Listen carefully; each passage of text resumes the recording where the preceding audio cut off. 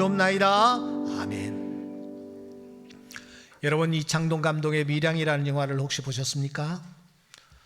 줄거리가 복잡하지는 않습니다. 하지만 주는 메시지는 아주 강렬합니다.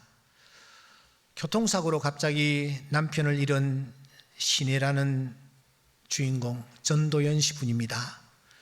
이 신혜가 이제 아들과 함께 남편의 고향 밀양으로 내려가죠.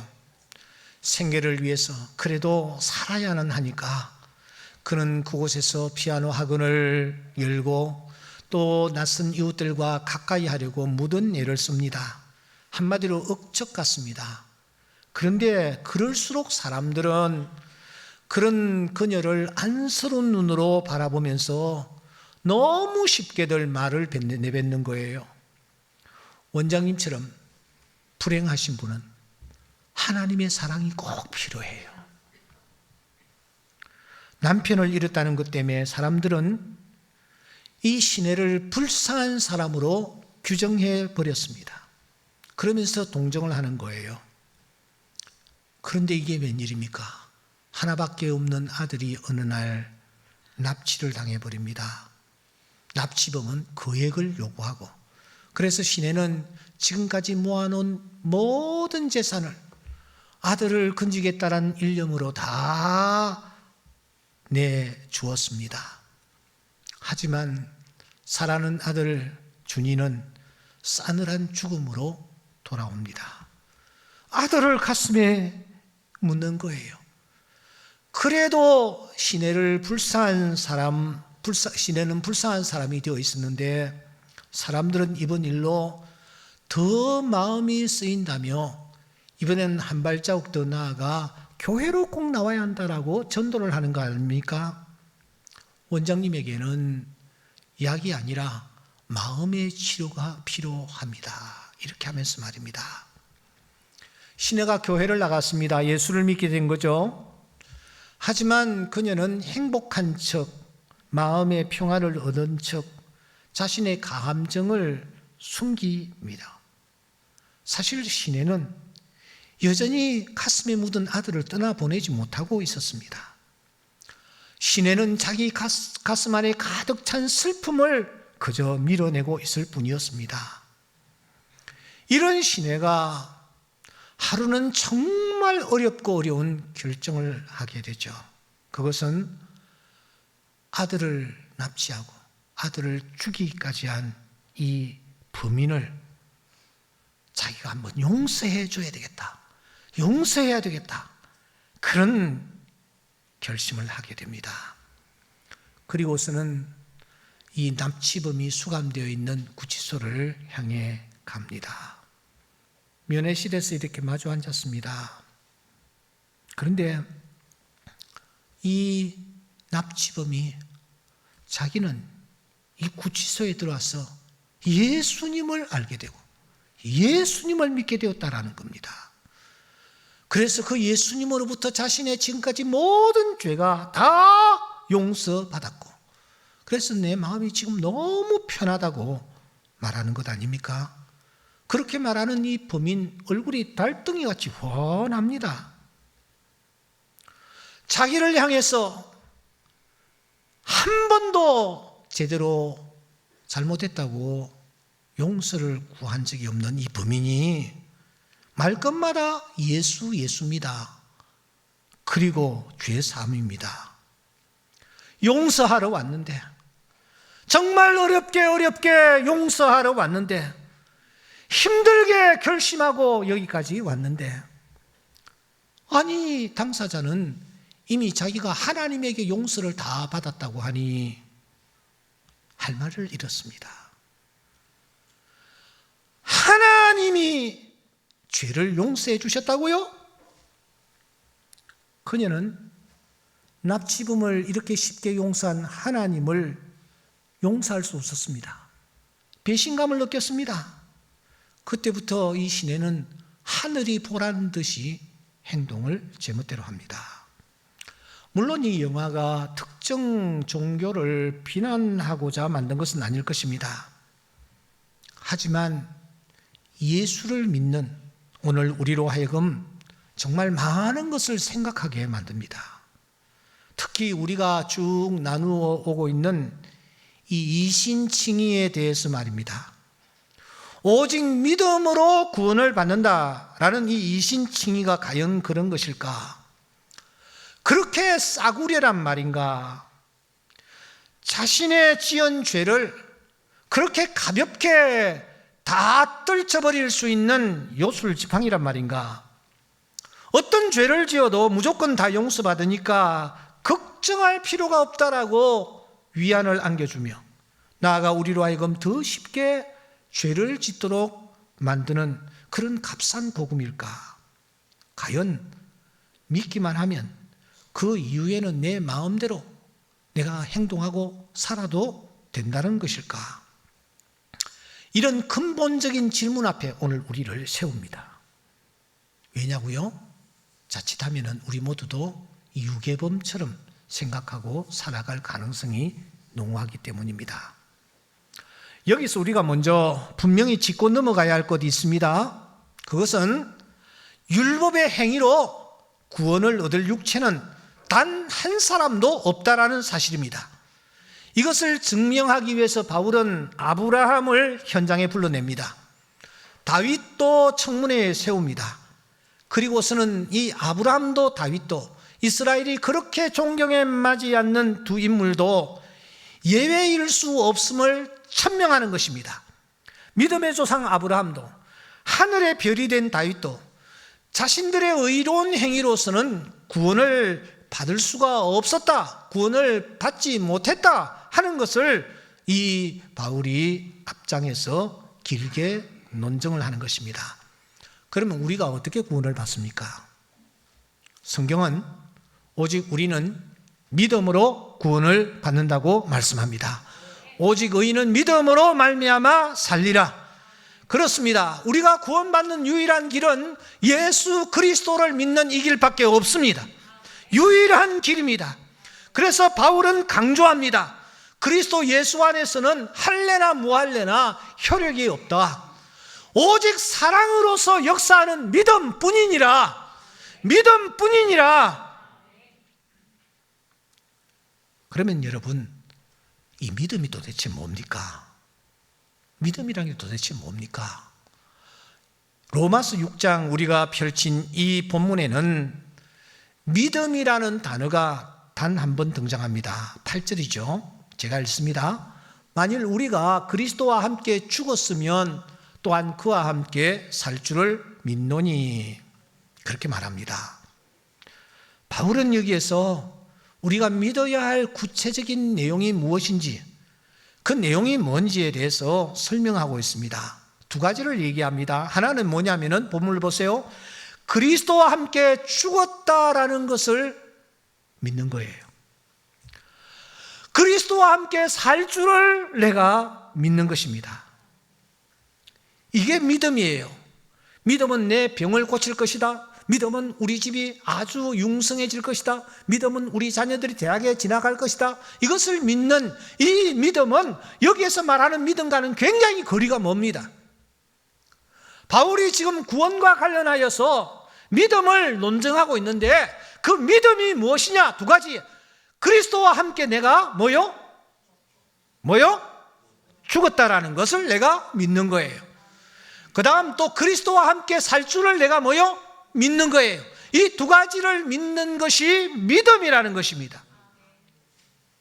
그러면 더 구체적으로 그리스도와 함께 죽었다라는 것은 무엇을 의미하며 그리스도와 함께 살 줄을 믿는다라는 이 믿음은 도대체 무엇을 의미할까 하는 것입니다.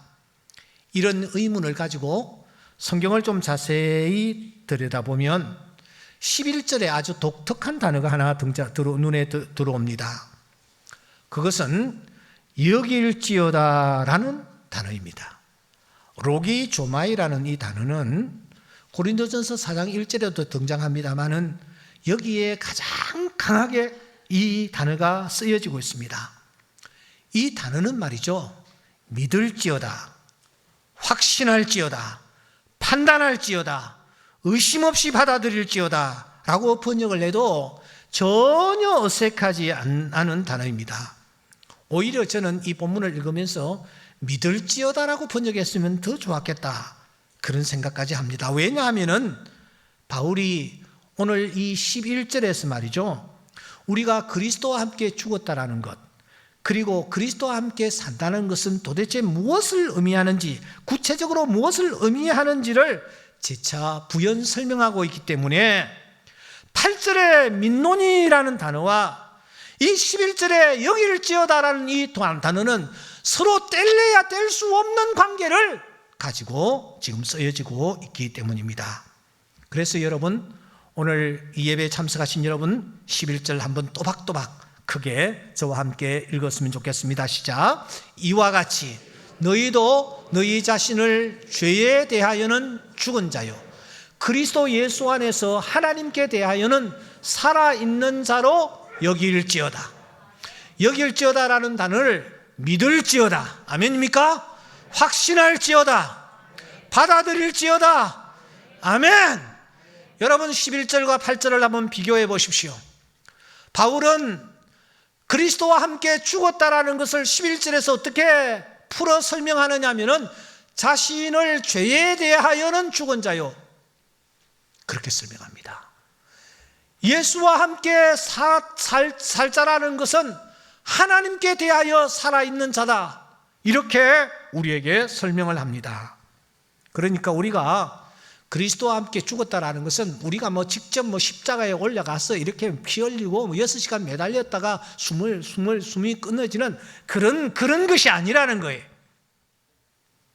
죄에 대하여 죽었다라는 것입니다. 그리스도와 함께 사는 것이란 하나님께 대하여 살아있는 자라, 그런 뜻입니다. 여러분, 믿음이라는 것은 막연한 것이 아닙니다. 구체적입니다. 내가 죄에 대하여 죽은 자임을 믿는 거예요. 하나님에 대하여 산 자임을 내가 믿는 것입니다. 이게 곧 예수를 믿는 것입니다. 정말 내가 예수를 믿는다면 이 두 가지가 내 삶에서 드러나야 합니다. 그가 정말 예수를 믿는 자라면 이 두 가지의 삶이 내 삶에서 입증이 되어야 합니다. 여러분 어떠세요? 어떠세요? 그래서 말이죠, 오늘날 종교개혁의 근간을 이루었던 이신칭이라는 것이 열병을 앓고 있습니다. 미국의 여론조사 기관 퓨 리서치에서 설문조사를 한번 했습니다. 개신교인들 2명 가운데서 1명은 믿음의 선행이 동반되어야 구원을 받는다라고 알고 있어요. 믿고 있어요.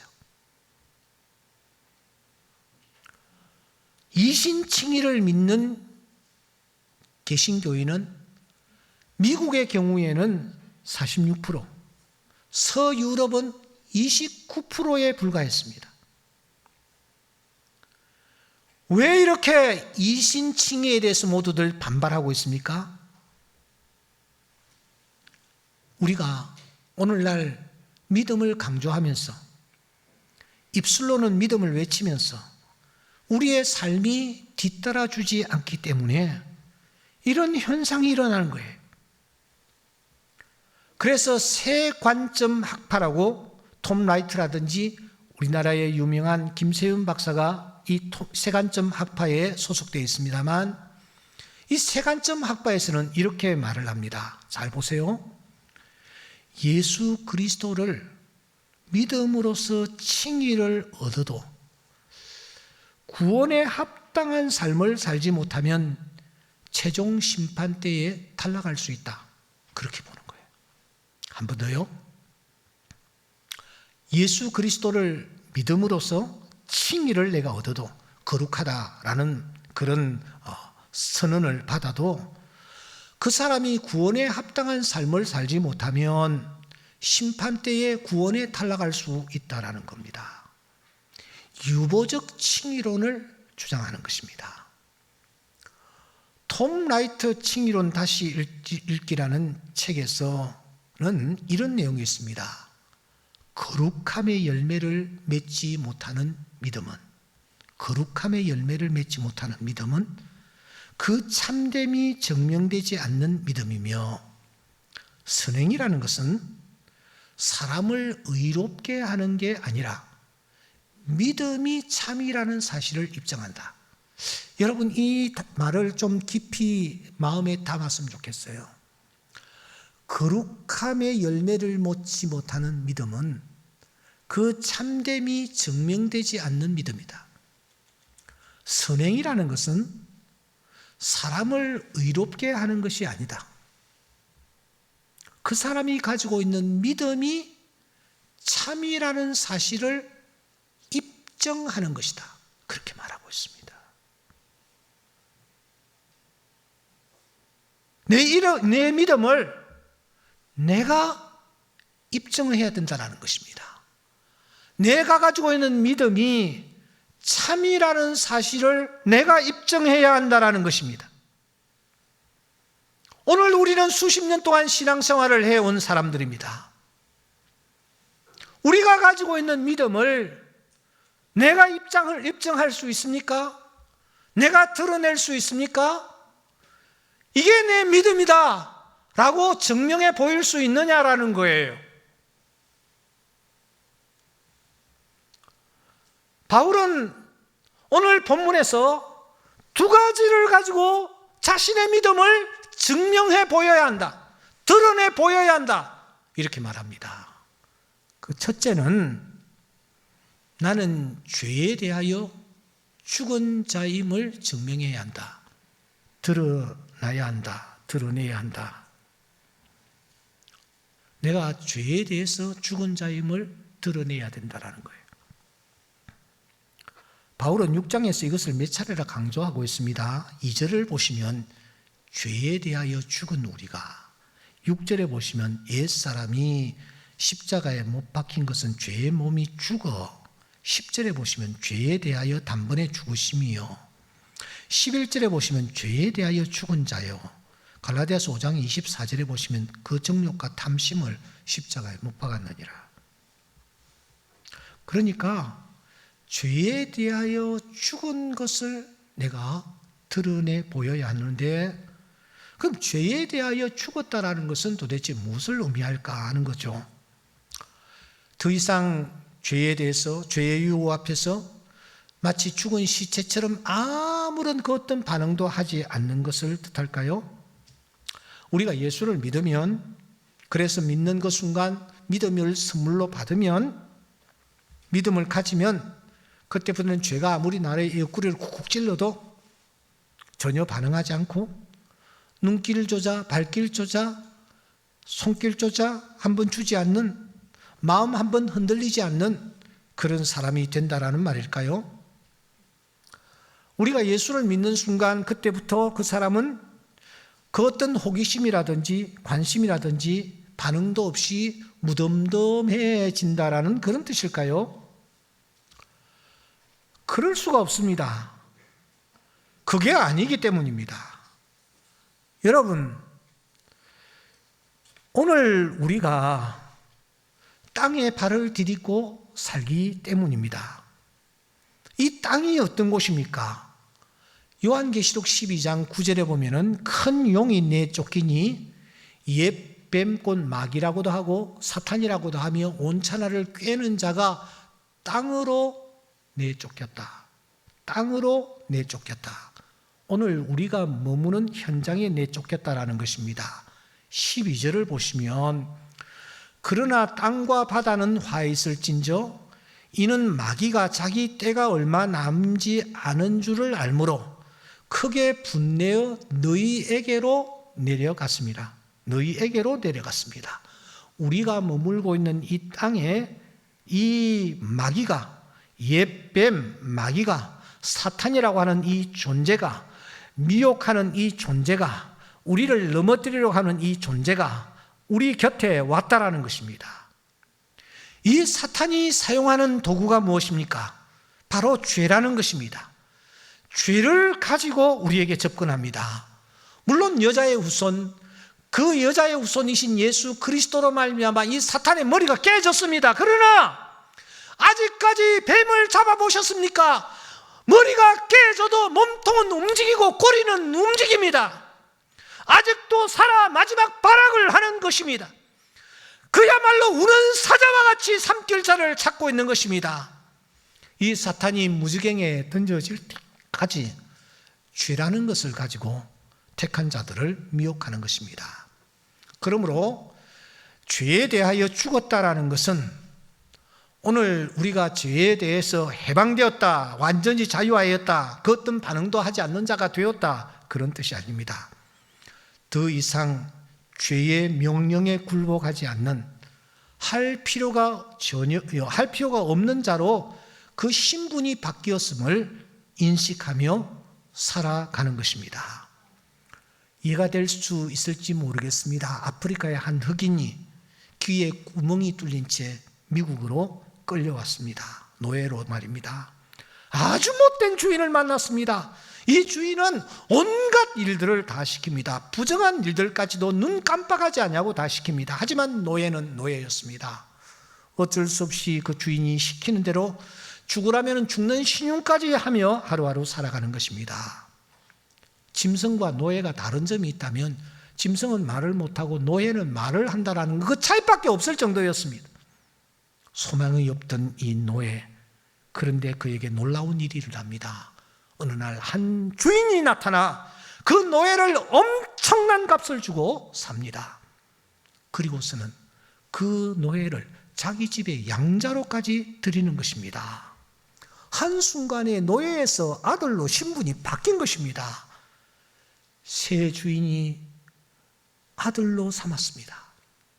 아들이 된 노예가 주인의 심부름을, 새 주인의 심부름을 하기 위해서 길가로 나갔는데 저기에 옛 주인이 오지 않습니까?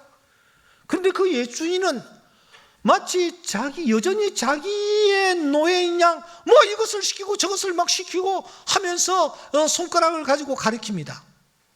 그때에 이 양자된 이 아들이 그 옛 주인의 명령에 순응하며 굴복할 이유가 있나요?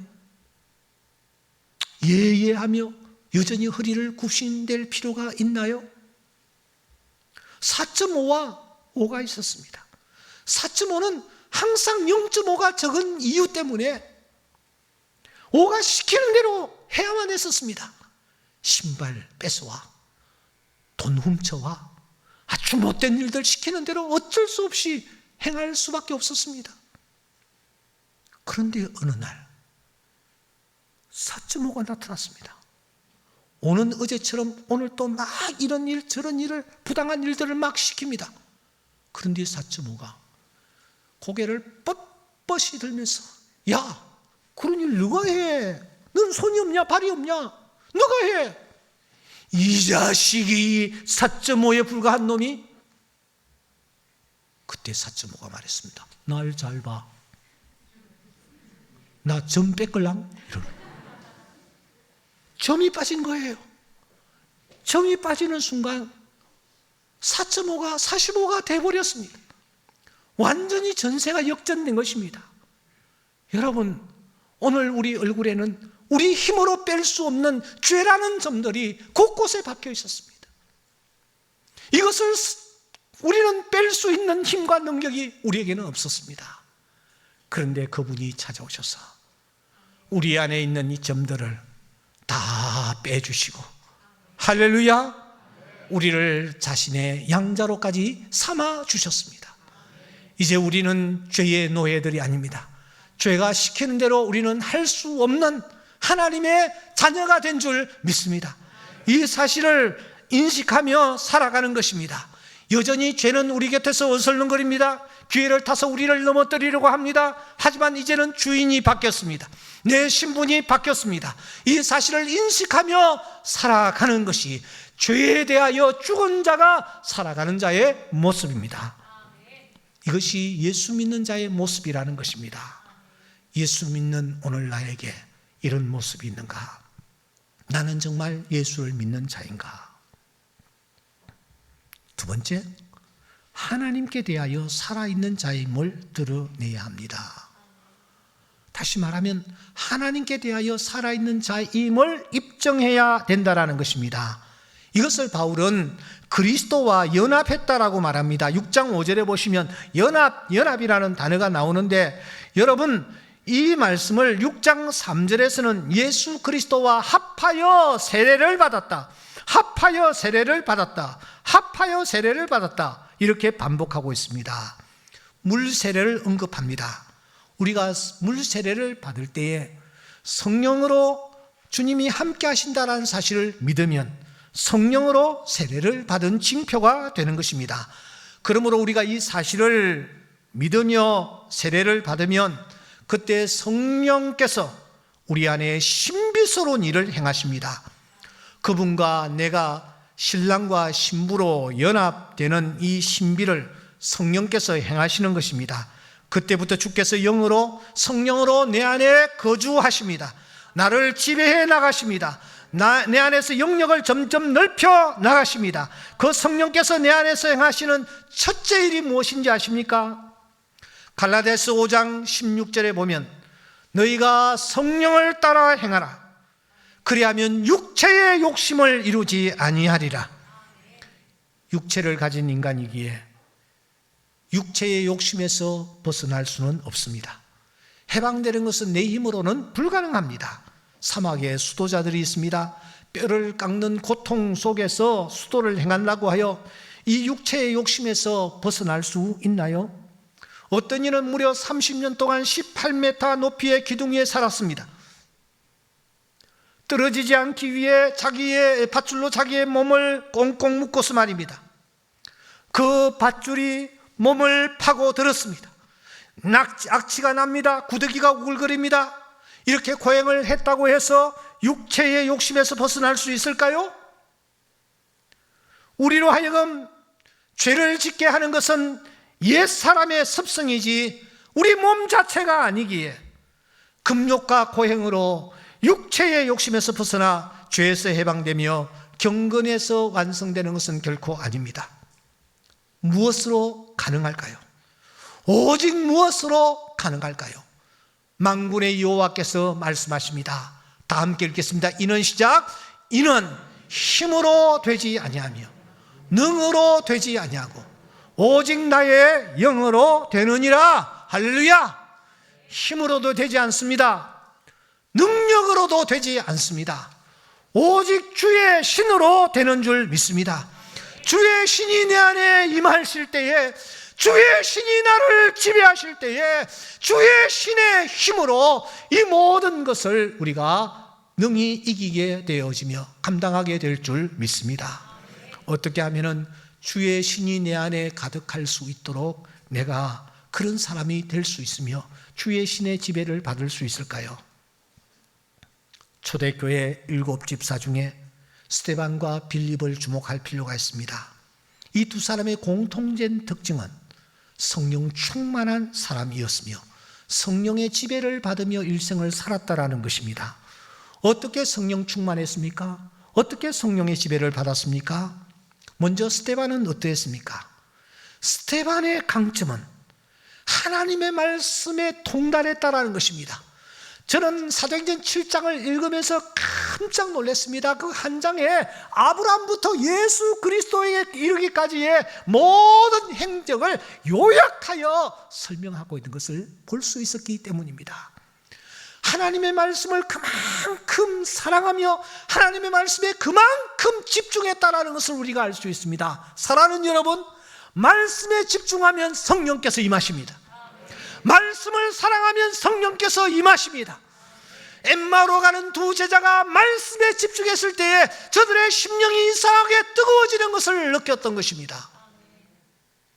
주의 영은 말씀을 사모하는 자들에게 임하십니다. 말씀을 가까이 하는 자에게 임하십니다. 사랑하는 여러분들이요, 하나님과 함께 사는 것은 사는 것을 무엇으로 증명할 수 있느냐? 하나님의 말씀을 사모하고 사랑하는 것으로 증명할 수 있습니다. 성령께서 그 심령 속에 임하시기 때문입니다. 그러면 빌립은 어떤 부분에 강점이 있었습니까? 빌립은요, 무릎을 하나님 앞에 꿇는 데 강점이 있었습니다. 그는 하나님이 말씀하실 때까지 무릎을 풀지 아니하고 하나님의 뜻을 쫓아 나아가는 그런 귀한 일꾼이었습니다. 사도행전 8장 26절에 보시면 일어나서 남쪽으로 주의 사자가, 29절에 보면 성령이 빌립더러 이르시되, 39절에 보면 주의 영이 빌립을 이끌어 간지라. 빌립이 엎드려서 기도했을 때에 성령께서 임하셨습니다. 그 성령께서 빌립의 걸음을 인도하셨습니다. 바로 이것입니다. 스데반처럼 말씀에 집중할 때에 성령께서 나를 지배하십니다. 빌립처럼 기도에 집중할 때에 성령께서 그 심령에 임하십니다. 다스리십니다. 그러면서 나는 성령께서 거하시는 거룩한 처소로 점점 바뀌어 가는 것입니다. 말씀과 기도로 거룩하여짐이라. 사랑하는 성도 여러분, 이 교회가 2002년 3월에 입당 예배를 드렸습니다. 20년이 가까워집니다. 그 20년 동안 이 자리에서 기도할 때마다 기도하는 자들의 귀를 흔드는 찬양이 하나 있습니다. CD를 저는 2000년 3월부터 지금까지 한 번도 바꾸지를 않았습니다. 한 가지 CD를 꼭 들려줍니다. 왜냐하면 그 CD 속에 기도자들이 꼭 들어야 할 찬양이 담겨 있기 때문입니다. 이런 찬양입니다. 진실하게 거룩하게 살게 하소서. 진실하게 거룩하게 살게 하소서.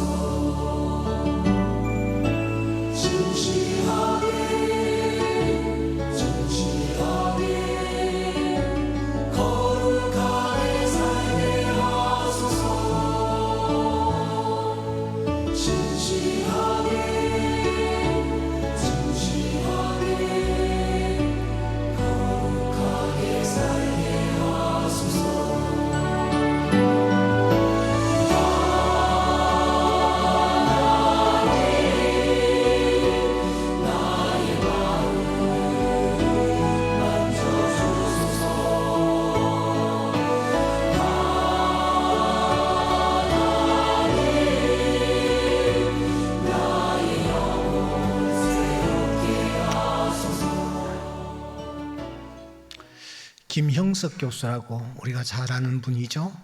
이분이 모 일간지에 백세일기라는 칼럼을 쓰고 계십니다. 이분이 쓴 칼럼은 제가 빠뜨리지 않고 읽는데, 언젠가 이분이 썼던 칼럼 중 하나가 이런 것이 있었습니다. 이 교수께서 예수를 믿는 분입니다. 그런데 교회에 잘 나가지를 안 하니까 교회에서 이 김형석 교수님에게 문안 편지를 보냈나 봅니다. 그런데 그 편지 봉투에 김형석 성도님께 이렇게 쓰여져 있다라는 겁니다. 하기사 목사도 아니고 장로도 아니고, 그렇다고 해서 교회에서 집사라는 직분도 받지 않았으니 마땅히 붙일 호칭이 없어서 그냥 김형석 성도라고 썼겠죠. 편지를 받아들고 이분은 생각이 깊어집니다. 성도. 이 성도라는 이름이, 호칭이 얼마나 영광스럽고 또 부담스러운 호칭인가. 나이 100세에 가까운 내가 정말 성도인가? 성도가 되었는가? 그러면서 집사 아닌 사람에게 그냥 붙이는 호칭 정도로 이렇게 가볍게 처리할 호칭인가? 성도. 이 성도라는 호칭을 남발해서 되겠는가? 여러분, 예수를 믿는다라는 것 그렇게 깃털처럼 가벼운 것 아닙니다. 내가 믿음을 가졌다면 더 이상 말이죠. 죄의 종노릇하지 않는 것을 내가 드러내 보여야 합니다. 죄에 대하여 죽었기 때문입니다. 하나님께 대하여는 산자임을 드러내야 합니다. 말씀과 기도로 거룩하여지고 말씀과 기도에 집중하는 가운데 성령께서 내 안을 지배하시고 내 안에 내주하시는 자임을 내가 보여야 합니다. 비록 우리가 땅 위에서 육체를 입고 삶을 영위하지만 지난 날의 내가 아니지 않습니까? 외양은 후패하고 외양은 점점 달라져 가지만 내 안에 영원하신 그리스도께서 나를 지배하고 계십니다. 그분이 영으로 나를 다스리십니다. 이것이 믿음을 가진 자에게 나타나는 표징입니다. 바울은 일생 동안 그 어떤 것도 두려워하지 않았어요. 설령 결박과 환난이 기다린다고 할지라도 주 예수께 받은 사명 곧 은혜의 복음을 전하는 일을 마치려 하면 나의 생명을 조금도 귀한 것으로 여기지 아니하노라 하면서 나아갔던 사람입니다. 그런데 그가 두려워한 것 하나 있어요. 이게 뭔지 아세요? 바울이 두려워했던 것. 그는 이렇게 말합니다. 내가 내 몸을 저 복종하게 하면 내가 남에게 전파한 후에 자신이 도리어 버림을 당할까 두려워함이로다. 일생 동안 하나님의 나라를 위해서 불철주야 일했지만 내 자신이 도리어 버림을 당할까 내가 그걸 두려워한다. 그렇게 말하고 있습니다. 저는 이번 주일 설교를 놓고 참 많이 힘들었습니다. 그래서 제가 제 주위 사람들에게 기도를 좀 해달라고, 나를 위해서 기도 좀 해달라고.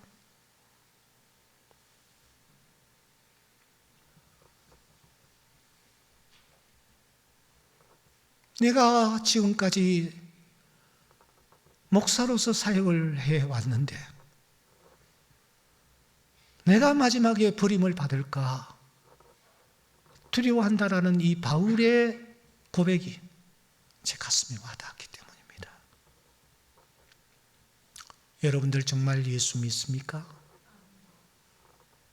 입술로 주여 주여 하는 자마다 다 천국에 들어갈 것이 아닙니다. 입증해 보여야 합니다. 죄에 대하여 죽었다라는 것을 입증해 보여야 하고 하나님과 함께 살았다라는 것을 입증해 보이셔야 합니다. 오늘 우리가 다시 한번 주님을 향하여 나아갑시다. 주여, 나는 죄에 대하여 죽은 자입니다.